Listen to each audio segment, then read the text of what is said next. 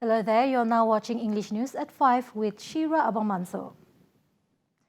The 24-hour operation room at the Sarawak Rivers Board that is connected to the Kuching Barrage Operation Room has been activated to closely monitor water levels. This is following the incessant heavy rain that caused an influx of water into Sarawak's rain catchment areas. He said this restraint is necessary in order to avoid the risk of COVID-19 infection. Flood victims who live in two-story houses are encouraged to makeshift their own shelters by moving to the upper floor of their house. However, victims may register with government agencies to receive aid. This approach is one of the measures to curb the spread of COVID-19 and prevent possible new outbreaks at evacuation centers.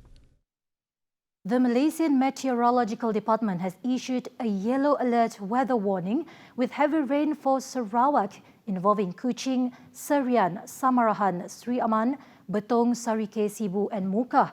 As such, the alert weather warning expected from tomorrow until Sunday for Bintulu, Miri, Subis, Beluru, Miri and Marudi and Limbang areas in Sarawak.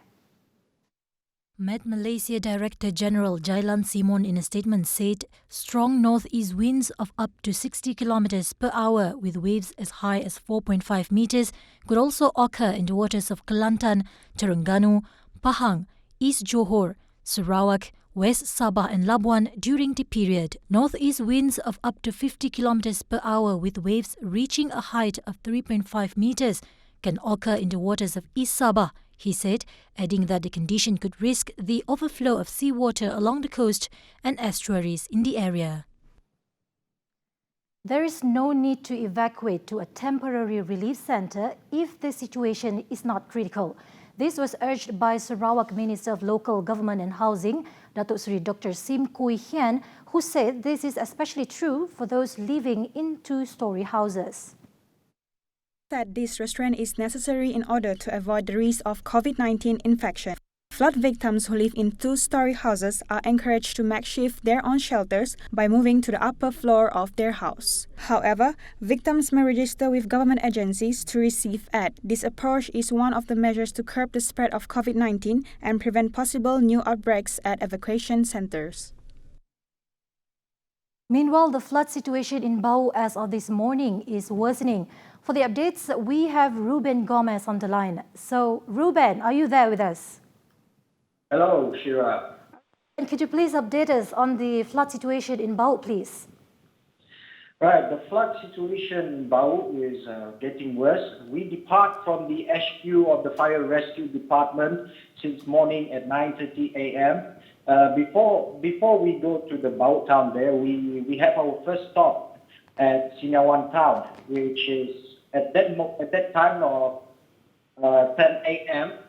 The flood level is just 1 feet. So, and that one is 10 a.m. After that, our first stop in Sinawan, we go on to the Bau town. Bau town as of 11 a.m. 11 a.m. and the town is quite okay, but then our intention to go to Bau is that we want to reach to the area where there is believed to be a landslide, the worst landslide in Bau, which is 2 landslides, according to the Assistant Director of the Sarawak Fire and Rescue Department, Henry Adiman Shah.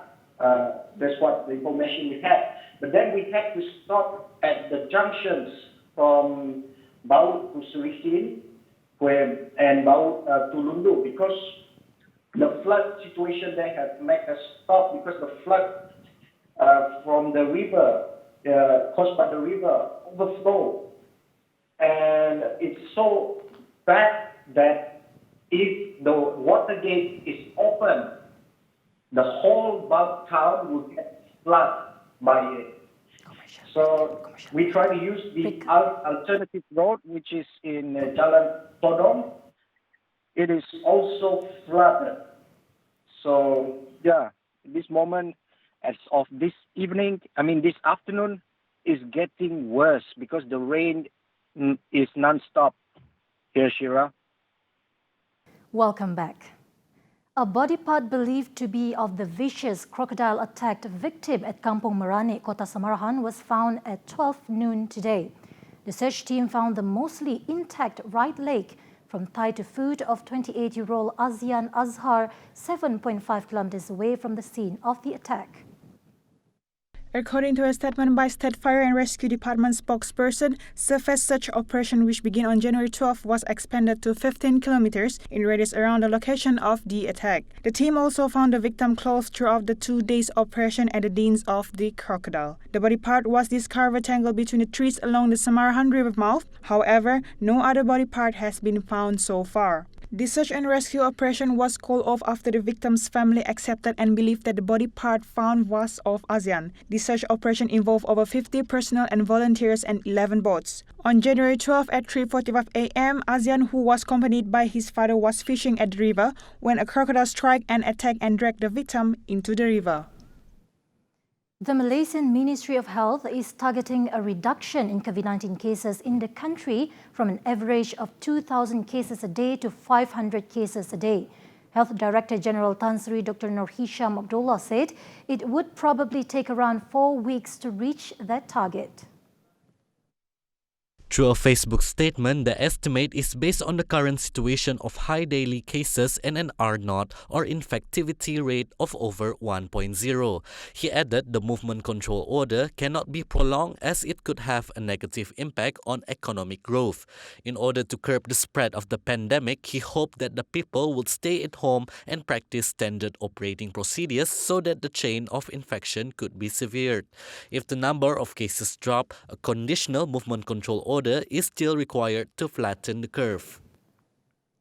Meanwhile, close contact screening on those who were exposed to positive COVID-19 cases are crucial at this moment. Dr. Nur Hisham explained that the measure is taken in order to curb the spread of the coronavirus. In a Twitter statement, he also explained the true definition of close contact. According to him, close contact means those who were exposed to positive COVID-19 cases within 1 meter and for over 15 minutes. And that concludes the English News at 5. I'm Shira Abu Mansur. Thank you for watching.